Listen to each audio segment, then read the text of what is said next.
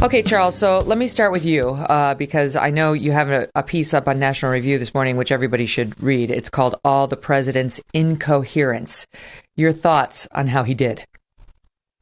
I thought it was an unmitigated disaster. Now, I'm not perhaps the target audience. As you and your listeners know, I don't rate this president. But even on his own terms, I thought it was misconceived. The first 10 minutes on Ukraine were fine. But after that, he didn't do any of the things that we were told he would do. He was supposed to reset. Well, he didn't. He was supposed to shift to deficit reduction away from Build Back Better in an attempt to win over Senator Manchin. He didn't. He reiterated the entire Build Back Better agenda without saying those three words. He contradicted himself. He introduced topics at random. I likened it in the piece to David Bowie, who used to write down random lyrics on a piece of paper, cut them up, throw them up in the air, and then reassemble them. That's how it sounded. And then there's the question of his delivery, which is getting worse and worse. You know, people say that it's because he had a stutter when he was a child. It's not. I've been watching Joe Biden for years. He wasn't like this 10 years ago. He does seem old. He seems incoherent. He slurs his words. He reads the wrong words. I didn't think this worked for him at all. Jeremy, what do you make of it? What do you think?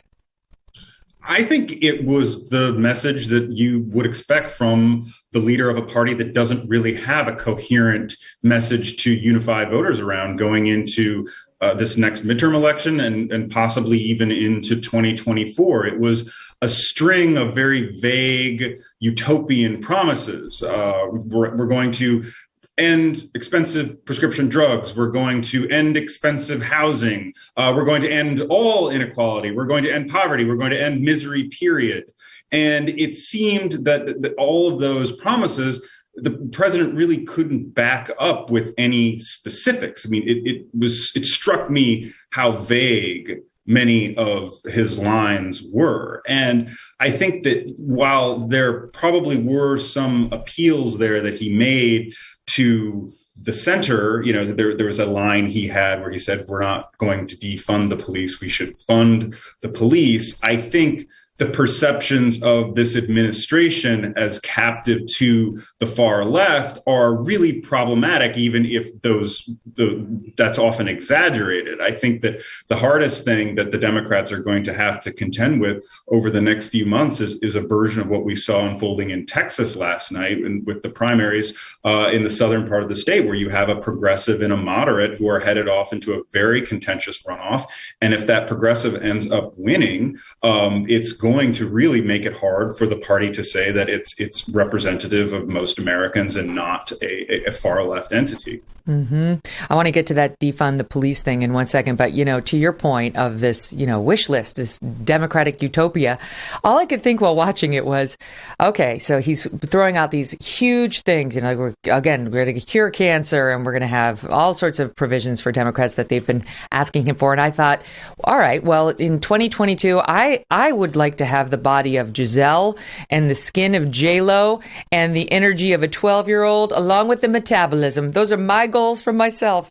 They're just about as attainable as his goals. And the thing about Joe Biden's list, Charles, is that it was sort of, he wanted to have it both ways on so many things, right? Like Build Back Better is gone, but I'm bringing it back in pieces. I'm going to do something about inflation, but here are all these huge things, these spending measures, which, by the way, I know I cannot get through, but they're going to make you feel good as you go to sleep tonight. Neither party at the moment is especially coherent. And when I say that, I don't just mean that both parties have broad coalitions full of people who disagree with one another, although that is true. I mean that their stated policy aims are often incoherent. But it was remarkable last night to hear incoherence from one person, the President of the United States. There were two moments that jumped out to me.